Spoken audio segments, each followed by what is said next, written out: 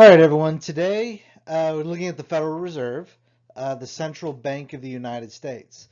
And if you've been following the news or anything, with these Trump bucks and what's going on economically, Federal Reserve is having a big say in a lot of the policies that are coming out as to what's happening with our money supply, interest rates, all that stuff. Because they have been very, very active, the Federal Reserve has, during this whole coronavirus lockdown thing. So it's good to be very aware of what goes on. And there's a lot of controversy that still kind of, even today, surrounds the Federal Reserve as to what it does, how it does it, the kind of inordinate power that they wield that we, for the most part, as we go through our day-to-day lives, we don't really notice it. But what happens is they do a lot, for good or for bad, depending on kind of where you fall on the issue. So I'm just going to give you kind of a brief thing, but there's a lot of things that you can kind of look into it a little bit more. There's one book in particular. It's called The Creature from Jekyll Island, and it goes into the Federal Reserve, and it's a bit of the history and how it was made and how it was structured and stuff like that. And then there's another one. It was on YouTube. It was a video. It's called The American Dream. It is a animated film. It should still be on YouTube. But what it does, it goes into the Federal Reserve, the banking system, and stuff like that. And in fairness, it does take a little bit more of a negative view on it, and but it kind of dabbles in a lot of what we kind of talk about, as far as what is money, where does money come from, what's the Federal Reserve, what does the Federal Reserve do, and again, those are just two other things that you can look at if you really want to go dabble in this stuff.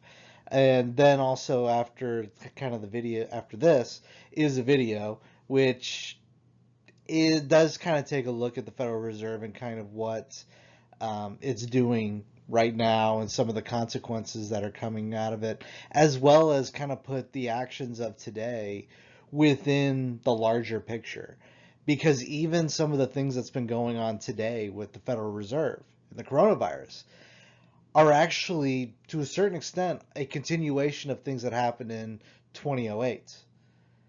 So we're talking about events that happened 12 years ago that the Federal Reserve started stepping in and doing are still kind of influencing what goes on in the world today. So yeah, all that's just kind of a primer because, again, the Federal Reserve is a weird thing. It's interesting. It's very, very interesting. So the Federal Reserve System, usually called the Fed for short, and I will be referring it to the Fed for the remainder of this. At the very, very top is you have the chairman, um, and then below him you have the Board of Governors. These people oversee the Fed. They are appointed by the president. They're approved by the Senate, and they have 14-year terms. So these, you can be a member. You can be on the board of the Federal Reserve longer than a president. Because remember, a president is a maximum of 10 years. That's with the caveat of their vice president and the president dies or quits halfway through their term. But most presidents, in fact, all presidents, I believe, that have gone through the system have had at most 8 years, except for FDR, but FDR is a different story. That was before term limits. But, so yeah, the Federal Reserve System with these people, these are the people that run it. These are the people that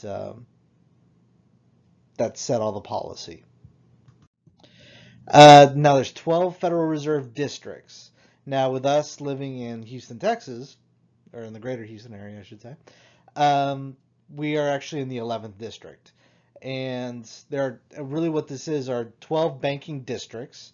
These were created by the Federal Reserve Act of 1913. This was the act that actually created the Federal Reserve, and these established 13 banking districts, and each district has a Federal Reserve Bank. So these operate semi-independently from each other, and ultimately they all answer to the central Federal Reserve Bank in Washington, D.C., but these are the ones that kind of operate. And these are actually where you can actually see where they're printed, see where your money is printed, which bank.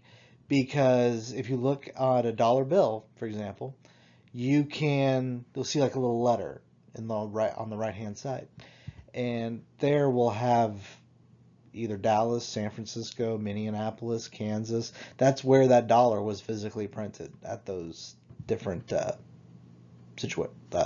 areas. But for us, we're in the 11th district. And then you have the Federal Open Market Committee, or the FOMC. Now, these are the committee that oversees the buying and selling of government securities. These are pretty much like bonds, and they also affect the interest rates as well as the money supply within the economy. So again, we print our currency. We literally print it. And what happens is, you guys should remember this. When the supply of something goes up, so when you have more of something, the value of a thing goes down because of scarcity, the number one law of economics. And you have scarcity, so the more money they print, the lower the value. Pretty much what their job is to manage the amount of physical dollars that exists within the economy. So by printing money, and then also by destroying money. And the main mechanism they do this is by buying and selling bonds. So I'll get into that in a little bit later, how that really plays out. So kind of the basic tools to implement all of this, what they do is called monetary policy. First is they set the reserve requirement. And this is the percentage of deposits that Federal Reserve requires the banks to hold and not lend out. So what this means in the real world is this. Let's say the Federal Reserve implemented a 10% reserve requirement. That means they are required to keep 10% of all the deposits that are within that they have. So like, for example, if people come in, like you go in and you deposit $100. The bank is required, whether it be Chase, Wells Fargo, whoever, they are required to take $10 of that, put that in the vault, never let it out. Doesn't matter if people come wanting loans, doesn't matter if you yourself come back later and say, hey, I deposited $100, I want to withdraw $100. Well, technically you're not going to get that last $10 back. What happens is they're going to take that $10 from someone else's account, technically. And then that's what they'll do. So they're required to keep that reserve in their vault. Discount rate, pretty much a discount rate is a bank interest rate. So,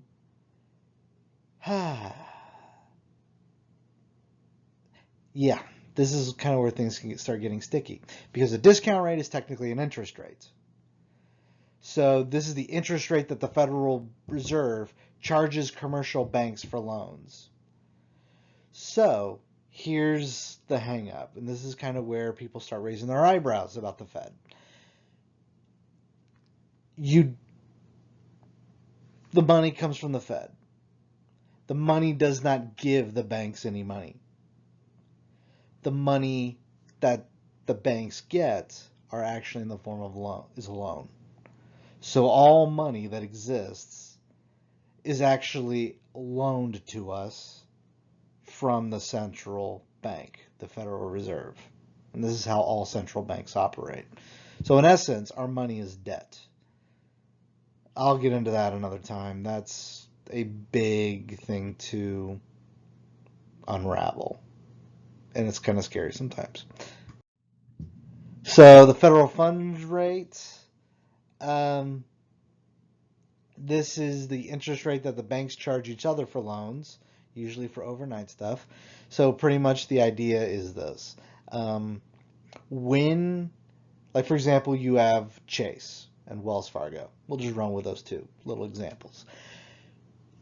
Chase, at the end of the day, they look and they go, ooh, we're below the reserve requirement. We're supposed to keep 10%. Well, after the day's transactions, we're actually at 9. Crap, we need money. If we don't, we have to keep it at that level.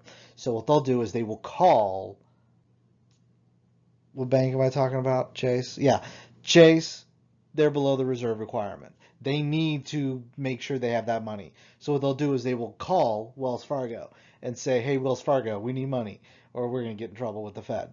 So what Wells Fargo will do will be to loan them the money so they can meet their reserve requirement.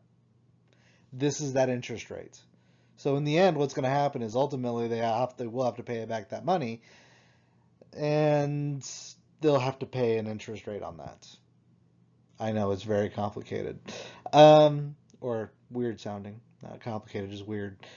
Federal funds rate targets. This is the rate the FOMC sets as the target or guideline for the federal funds rate. So this is that interest rate. So the FOMC, they set that rate, and that's kind of the specific number that they use. So, actions of the Federal Reserve, this is kind of what happens. Putting all this stuff together. They raise the interest rate. They raise the reserve requirement. They keep more money in the reserves. They lower the reserve requirements. That's less money in the reserves. So what happens is, if they raise the interest rate, that pulls money out of the economy. Okay? So that pulls money out and just puts it in the vaults. Like, it's not allowed to float around in the economy. They lower it, that's more money going into the economy. Then you have these open market transactions. This is where they buy and sell the securities, those bonds. So when they sell the securities, and kind of what happens is the Federal Reserve will go to the banks and go, hey, guess what? You're buying. Hey, guess what? You're selling. So that's kind of how that goes. So Federal Reserve goes to your bank and says, you know what? We're selling these securities. You have to buy these government bond security things. So that means the banks have to pony up the cash, give it to the Federal Reserve. All right. Or what they can do is they can go to the banks and go, hey, here's these, we're going to be buying up your bonds now. So you give us the bonds, we give you a sack of money. And this is actually the most common tool that they will use. But the idea is this. They sell the securities, they pull the money out of the economy. And usually what they'll do, rule of thumb, is this money is not vault money. This money goes into a giant furnace where it will be incinerated. Because again, the idea is they're trying to reduce the number. They will destroy dollars. And then again, buying securities, this is where they're getting those hot, fresh dollars. The banks are just passing them out. So, kind of what they call this is kind of how they will do stuff. And this is kind of what they're doing now. They have a very easy money policy right now. Because of because of everybody's locked up at home, nobody's out working, or at least a lot less people are out working. So in order to keep the economy going, This is what they're doing right now. Um, the textbooky answer is easy money policy. Sometimes they will use the buzzword quantitative easing. This is what they've been doing since 2008. And now what they're doing now is pretty much quantitative easing on steroids. And really what they're doing is they've decreased the reserve requirement. They've actually taken it down to 0 now. Decreased the discount rates. So the loans and stuff, that's they're not have to pay back their loans at as high an interest rate now, and they buy on the open market. Pretty much what the idea is, they're going to flood the market with money, and the reason why they're doing it now is, again, the idea is to keep the economy from crashing. So what they're going to do is they're going to flood the economy with money, so the money will circulate. This is ultimately where your Trump bucks are coming from. Um, the government is borrowing the money from the Federal Reserve because, again, the government doesn't really make the money anymore. The government borrows the money from the Federal Reserve.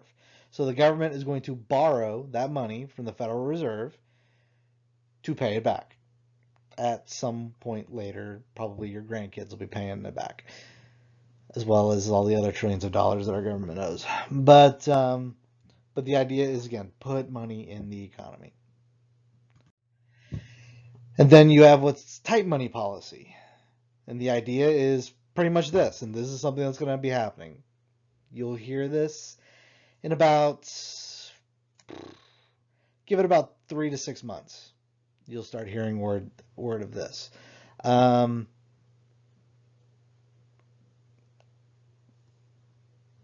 Because easy money policy, you flood the economy with money, you have inflation. Now, inflation is how we see it. It's the raising in cost of stuff. So like a candy bar is $1. After inflation, it's like $1.50. Still same candy bar, still same size and all the other stuff. It's just more expensive. Well, it's not so much that the candy bar is more expensive. It's the money is not worth as much. So, again, easy money policy. You flood the economy with dollars. That means your money is not worth as much as it used to be. So, because your money isn't worth as much, inflation happens. So it takes more money to buy the same amount of stuff. So it's not so much that it's not that the candy bar is more valuable, your money is just not worth as much. So they have this tight money policy in order to combat pretty much what happens when you go easy with the money. They'll raise the reserve requirements, raise the discount rate, sell on the open market. And again, the idea is to pull money out of the economy in order to combat inflation. And this is kind of what they do. They go back and forth and back and forth and back and forth. So yeah, that's like the most basics ways that the Federal Reserve has an influence on our economy. And again, I'll kind of delve into a little bit more details a little bit here and there. But what I'm going to leave you guys with is another video. It's done by Black Pigeon Speaks, Felix Rex, whatever. And what he does is he is going to look at kind of a lot of things that's going on today as far as with the Federal Reserve and what they're doing and what's going on. But what I want you to really think about while you watch this, because one thing about this pandemic, and rather the economic response to the pandemic, is a lot of questions are starting to be raised. If you hang out on kind of like where I hang out on the weird side of YouTube and social media and stuff like that, kind of the more interesting stuff,